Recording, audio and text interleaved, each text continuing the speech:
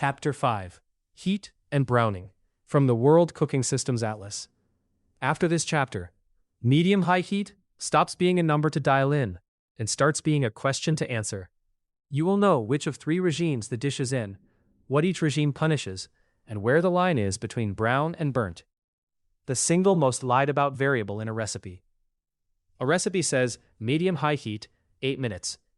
The home cook turns the dial to 7 out of 10, sets a timer, and watches a fish fillet release water for 8 minutes without ever forming a crust. The recipe was written by a chef who tested it on a gas range with a heavy carbon steel pan and 300 grams of fish. The home cook is using an electric coil, a thin nonstick pan, and 450 grams of fish straight from the fridge. The dial is set the same. Almost nothing else is the same. This is the most common heat failure in the home kitchen, and it's not the cook's fault. Medium-high heat is the laziest piece of vocabulary in the entire recipe writing tradition. It pretends to describe a physical quantity. It actually describes the writer's hope. The writer is hoping that whatever surface temperature the writer's pan settled at in the writer's kitchen, with the writer's volume of food, is what your pan will settle at too. It will not. Pans differ. Stoves differ. Volumes differ.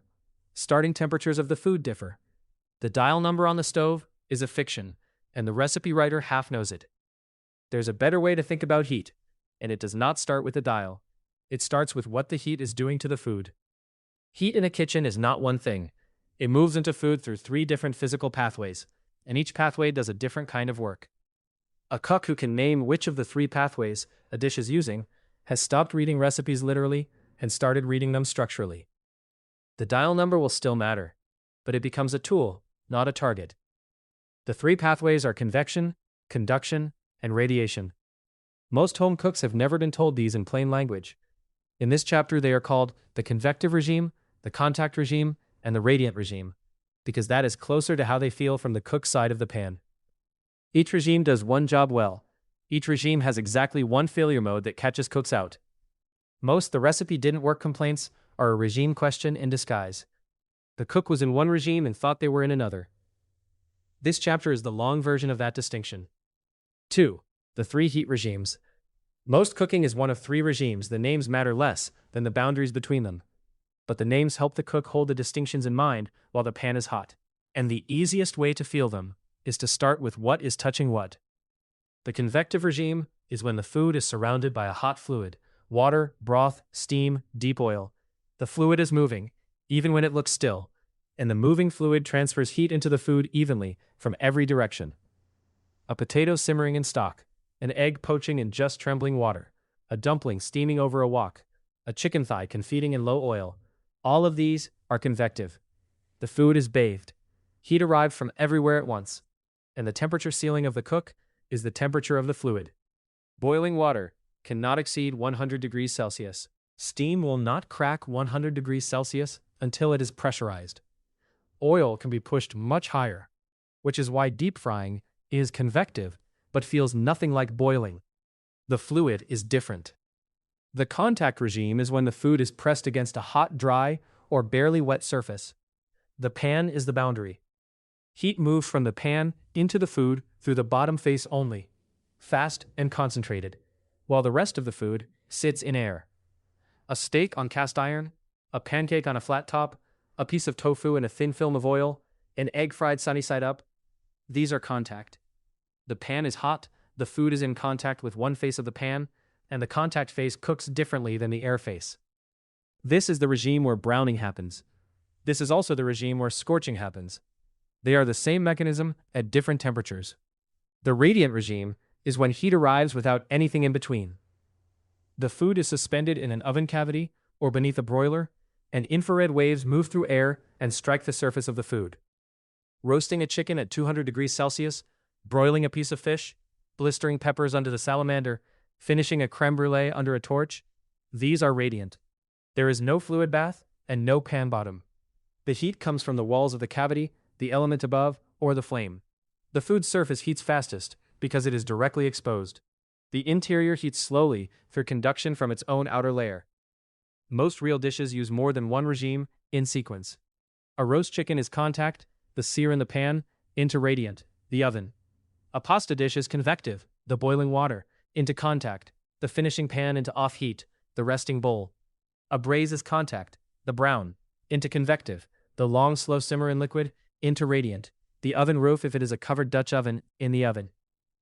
The cook who can name each transition can also name the moment to adjust the heat. The cook who cannot will keep one dial setting for too long and watch the dish miss its window. A short table of what each regime does well and what it punishes. Convective, what it does well, even cooking, gentle internal temperature, protein not seized. What it punishes, surface browning, impossible water caps at 100 degrees Celsius. Collagen poor cuts that need a quick sear. Typical recipes, poaching, simmering, steaming, deep frying, carbonara, the pasta side.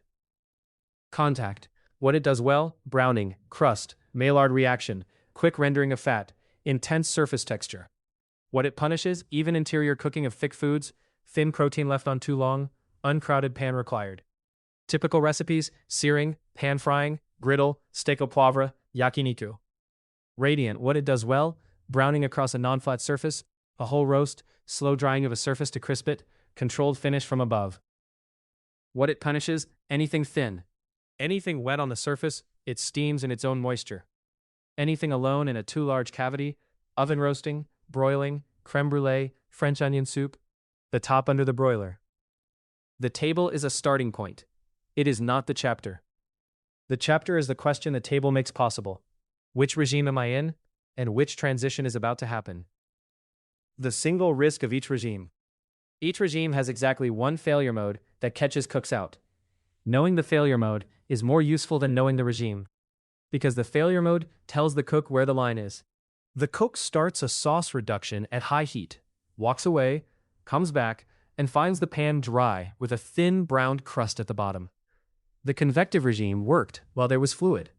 Then the fluid disappeared, and the regime silently switched from convective to contact. And the contact regime started doing its work on a sauce that was not meant for contact. The cook returns to find scorch. The recipe never said, watch for the water to leave, because the recipe writer assumed the cook would notice. Most cooks do not notice, because nothing visibly changes until the regime has already switched. The fix is to recognize the moment. A reduction is convective as long as there is fluid moving in the pan. The instant the fluid is no longer simmering, when the surface goes from rippling to glassy, when the bubbles slow from a rolling boil to a thick pop, the regime has just changed. The cook is now in contact, and the contact regime needs lower heat, constant stirring, or removal from the burner. A bechamel that thickens this way is fine.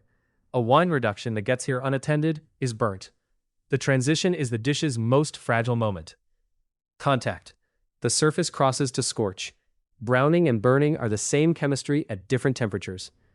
Maillard reaction happens roughly between 140 degrees Celsius and 165 degrees Celsius on the surface. Caramelization of sugars happens between 160 degrees Celsius and 180 degrees Celsius. Above 200 degrees Celsius on a dry surface, the same reactions stop producing the brown and savory compounds the cook is after, and start producing acrid, bitter compounds the cook is not. The transition has no sharp line. It is a continuum.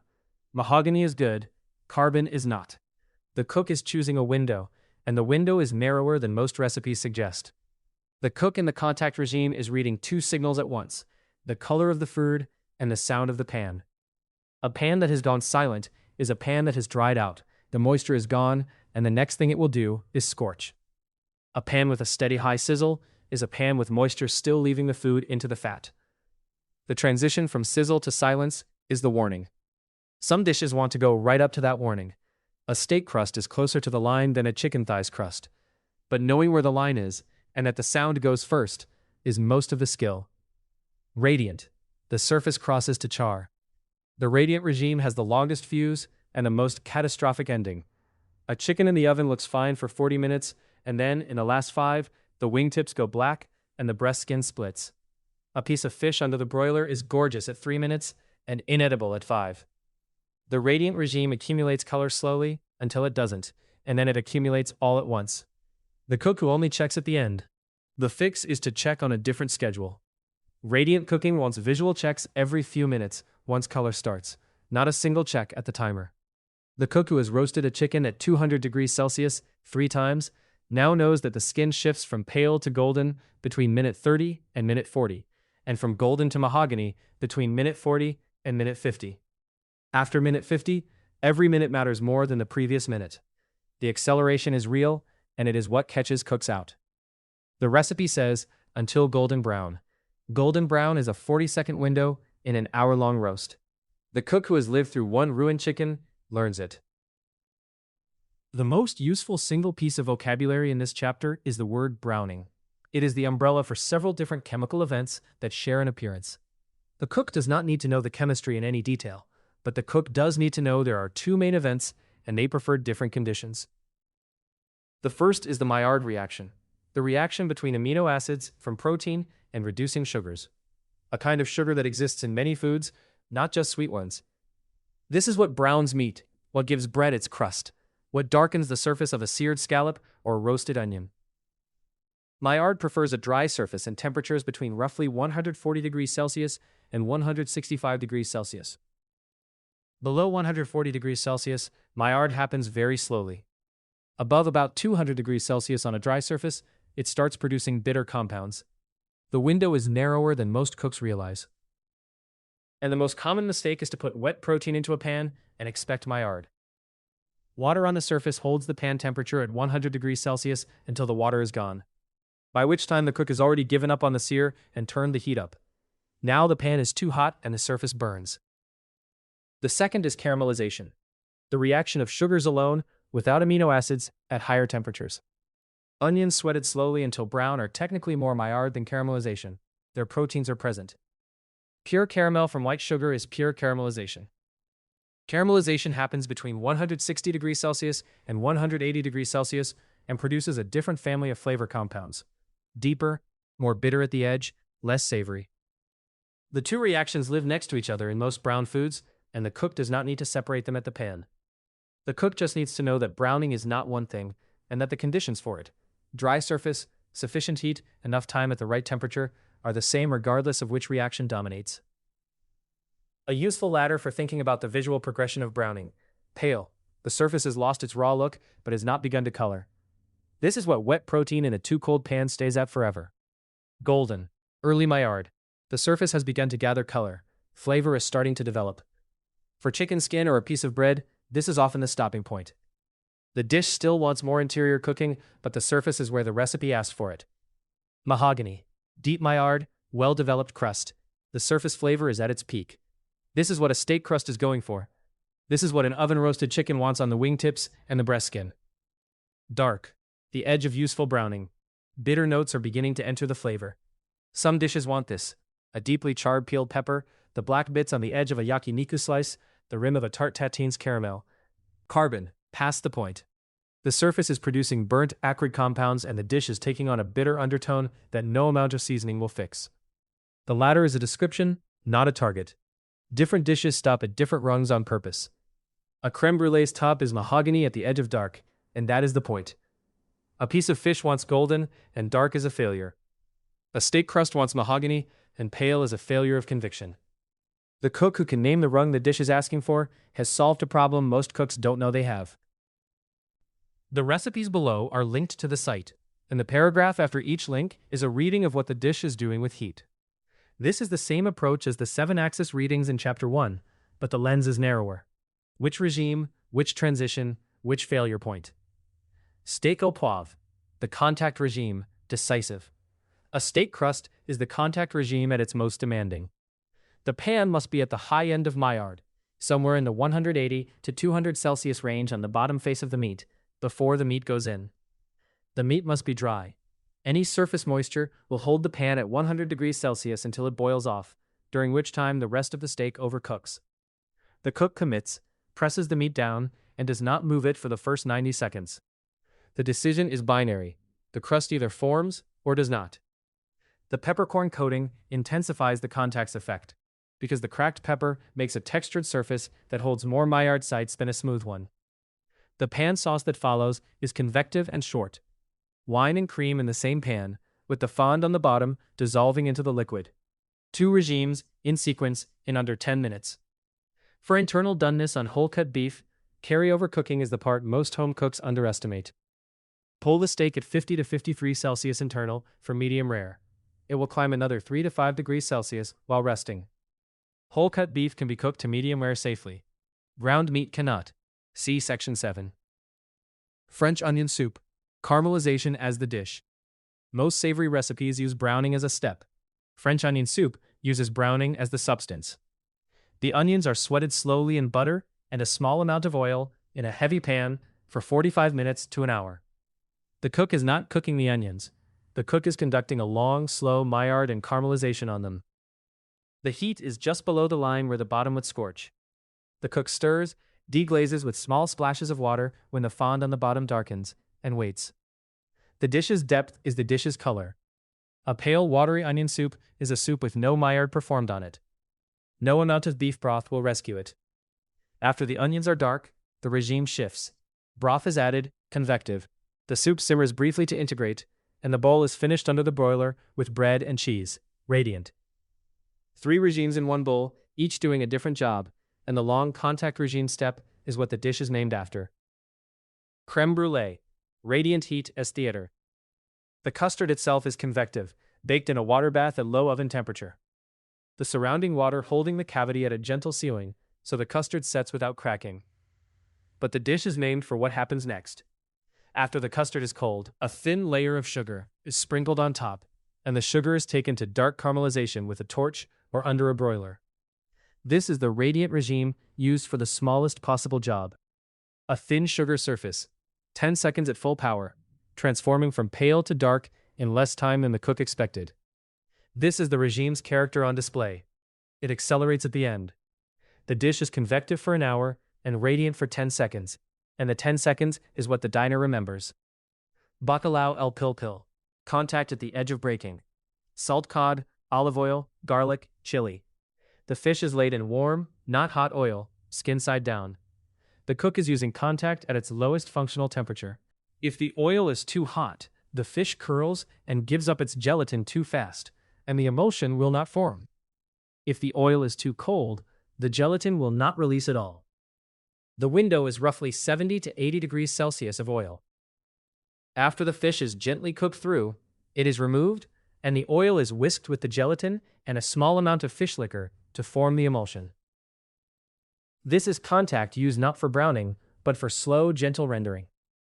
The dish never gets above the temperature where Maillard begins. Carbonara, convective into contact into off-heat. Pasta in salted boiling water, convective. Guanciale rendering in a dry skillet, contact, but at low heat. The rendering wants slow. The pasta is drained, the hot pasta meets the guanciale and its rendered fat. Contact with the pasta water added to create a thin emulsion.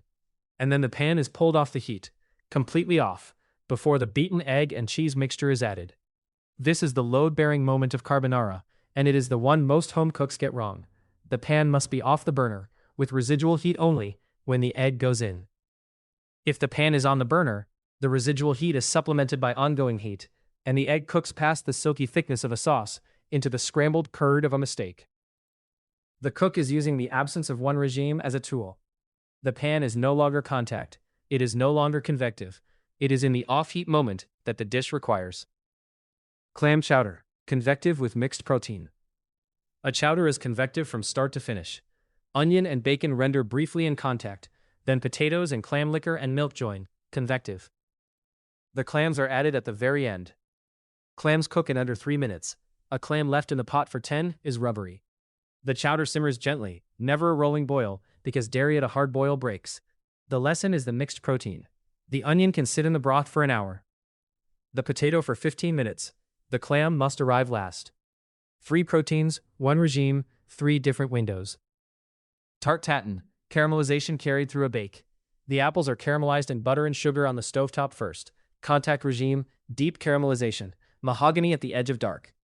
Then the pastry is laid over, and the whole pan goes into the oven, radiant. The dish is read upside down. When inverted, the dark caramel surface is the top of the tart. The risk is the moment of inversion. Too soon and the caramel has not yet set. Too late and it has cooled to candy. 2 regimes in sequence and a third risk in the unmolding. Yakiniku, contact distributed across the table. A grill at the table, small pieces of meat cooked in seconds at high contact heat by the diner themselves. The cook has prepared the components, sliced the meat thin enough that contact cooking is the right regime, made the sauces, set out the vegetables. The cooking is delegated to the diner, in pieces small enough that the contact regime can complete its work in 15 to 30 seconds per side. The lesson is slice thickness. At the right thickness for the regime, the meat browns and finishes simultaneously. At the wrong thickness, it either browns and stays raw, or cooks through and stays pale. The dial is fixed. The geometry of the meat is the variable. Reading a new dish for its heat regime, the cook who has read this far now has a small but reusable habit available to them. Before starting any unfamiliar recipe, take 30 seconds to read it for the regime sequence. The questions are short. Which regime is the dish in for most of its cooking time? Braised, convective with a contact entry. Roasted, radiant with possibly a contact entry.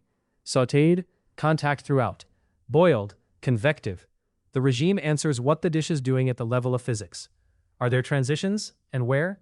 A roast chicken transitions from contact to radiant. A risotto transitions from contact, the toasting of the rice, to convective, the slow addition of stock. The transitions are the moments where the cook's attention is most required. What is each transition's failure mode? The convective to contact failure is the water boiling off. The contact's failure is scorch. The radiance failure is char. The cook who has named the transitions has also named the moments to watch. What is the dial doing, and is the dial enough? Some dishes need the dial to move during the cook, pulled higher for the sear, dropped for the braise, pushed up again for the reduction. A cook who reads the regime sequence first knows in advance which dial moves are required. This is a small habit. It takes one slow breath. It changes nothing about the recipe. What it changes is the cook's posture in front of the pan, from someone following a sequence to someone anticipating it. By the 10th dish, the posture is automatic, and the recipe writer's vague medium-high heat, 8 minutes, has become the cook's clear contact regime, surface to mahogany, sound first. 7. The doneness windows and the safety floor.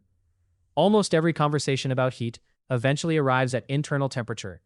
This is a place where home cooking and food safety overlap, and where the home cook has a responsibility the recipe writer often fails to communicate. What follows is not a chef's preference, it is the floor. Ground meats, poultry, and pork must be cooked through. Ground meat distributes any surface bacteria throughout the patty, which is why a steak can be cooked rare and a hamburger cannot. Ground beef, lamb, pork, chicken, turkey, all of them are cooked through preparations. The target is 70 to 74 degrees Celsius internal, held momentarily. There is no medium doneness for ground meat. There is no to your liking for chicken. This is not a stylistic choice. It is the safety floor. Whole-cut beef and whole-cut lamb can be cooked to medium rare safely. A steak is a whole cut. Bacteria live on the surface, and the surface is cooked by the sear. The interior can remain at 50 to 55 degrees Celsius, the medium rare window for beef, without risk. The same logic applies to lamb chops and roast lamb, 60 to 65 degrees Celsius internal, for medium. It does not apply to ground versions of either. Whole-cut pork is the case most home cooks are still uncertain about. Where trichinella is no longer the risk it once was, permits whole-cut pork at around 63 degrees Celsius internal, with a brief rest. Ground pork, again, is the exception, cooked through to 70 to 74 degrees Celsius. Chicken is cooked through, regardless of cut. Whole bird, breast, thigh, wing, the target is 74 degrees Celsius internal, at the thickest point. Pink juice from a chicken is undercooked chicken.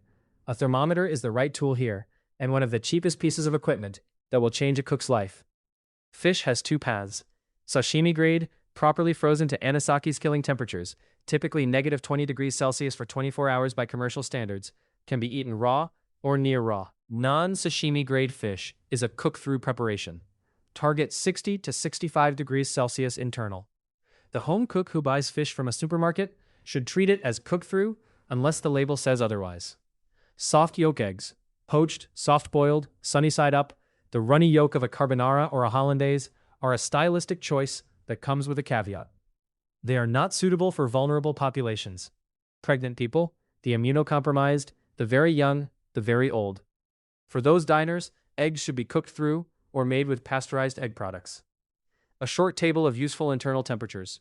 Beef steak, whole cut, 50 to 53 degrees Celsius for medium rare, 55 to 58 degrees Celsius for medium. Pull 3 to 5 degrees low and let carryover cooking finish the job.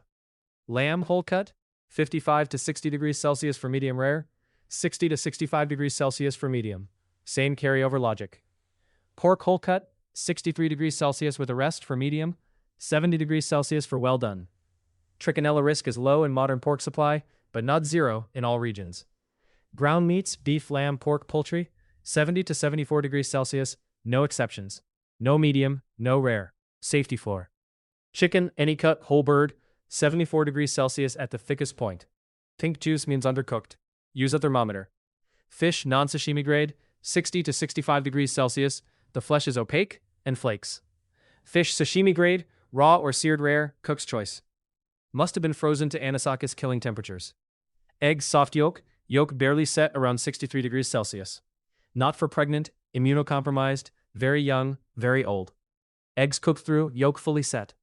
The default for institutional and vulnerable population cooking. The Dundas window is not a chef's secret. It is information the home cook has the right to. The recipe writer who omits it is doing the cook a disservice. A $30 instant read thermometer is the most important piece of equipment in this chapter, and the only one this chapter recommends buying. 18. Common misunderstandings. Higher heat is faster cooking. Often the opposite. Higher heat browns the surface faster than the interior can warm. A chicken thigh at very high heat will char on the skin while the meat near the bone is still cold. A moderate oven for longer will often deliver an interior at temperature with a surface still in the right window. High heat is for thin or quick foods. The pan should be smoking before the meat goes in. A pan smoking over its smoke point is producing acrid compounds and is past the temperature where Maillard works cleanly. The cook wants the pan hot, not smoking. The test: a drop of water flicked on the surface dances in beads, does not evaporate instantly, does not pool. At home, with butter or olive oil, the smoking pan is past the line. After meat comes off heat, the temperature continues to climb for several minutes. Carryover cooking, as heat conducted into the outer layers moves toward the center. A steak pulled at 50 degrees Celsius will finish at 53 to 55 degrees Celsius while resting. The cook who does not rest is cooking the meat to its final temperature while it is still in the pan, which means the surface is overcooking past the point the cook wanted. The dial number means the same on every stove. It does not. A medium on a gas range and on an electric coil and on an induction hob can be 3 different surface temperatures. The cook learns the stove, not the dial. Browning is just for looks. Browning is the visible signal of flavor compound formation. The brown crust on a steak contains compounds that did not exist in the raw meat. A piece of meat that is medium rare but pale is medium rare meat that the cook never let develop crust flavor. Browning is the dish's flavor signature. All ovens hold their set temperature. Most do not. Most home ovens overshoot and undershoot their target by 10 to 20 degrees Celsius in a cycle, and many are calibrated wrong by 15 to 20 degrees Celsius in a fixed direction. An oven thermometer is the second most useful piece of equipment in this chapter. The cook who has measured their oven knows that 180 degrees Celsius on the dial is actually 165 degrees Celsius, and adjusts. In the open fire restaurant I worked in for a season in Hanoi, the head cook would never let me touch the broth pots without a hand on the side of the pan first. He would press his palm against the metal, feel the temperature, and then nod or not. If the metal was hot enough that his palm came away in under 3 seconds, the broth had passed into a simmer too aggressive for the bones. He wanted it slower. If the palm could stay for 5 seconds without flinching, the broth was where he wanted it. He would never have phrased it as 85 degrees Celsius. He phrased it as 3 seconds is too fast. I watched him do this maybe 200 times that season, and I came to understand that the dial on the stove was a stranger to him. The temperature he cared about was the temperature of the food. The only instrument he trusted for measuring it was his hand on the pan and his eye on the surface of the broth. He could tell from across the room when a pot had started to scorch, because the sound had changed. I think about that hand on the pan often. The home cook with a thermometer and an oven gauge can replicate instrumentally what that cook could do by attention. The thermometer is faster for someone who has not yet built the attention. The attention is faster for someone who has. The point is that the dial is not the variable. The food is the variable. The pan is the variable. The cook is the variable. One more thing. The hardest sentence for a cook to say at the stove is the heat is wrong. It feels like an admission of failure. The recipe said medium-high, you set medium-high, and the dish is not doing what it's supposed to. The cook is tempted to push on and hope the dish recovers. It rarely does. The skill is to adjust mid-dish. Pull the pan off the burner for 30 seconds. Drop the dial 2 notches. Move the food to a cooler corner of the pan. The recipe will not say to do this because the writer did not know what your stove was doing. This is what controlling heat actually is. Not the dial, the attention. At minimum, 4 things. First, the language of regimes. Convective, contact, radiant. Each does one job well. Each has one failure mode. Most dishes use more than one in sequence. The cook who can name the regime has stopped reading recipes, literally. Second, the browning ladder. Pale, golden, mahogany, dark, carbon. Dishes ask for different rungs on purpose. The cook who can name the rung has stopped guessing at the crust. Third, the doneness floor. Ground meats, poultry, and pork are cooked through. Whole-cut beef and lamb have medium-rare windows. Fish has 2 pads, sashimi grade or cook through. A thermometer delivers the window. The cook reads a new recipe for its regime sequence, identifies transitions, anticipates failure modes, corrects the dial in real time. The translation from medium-high heat to contact regime, surface to mahogany, watch the sound is permanent.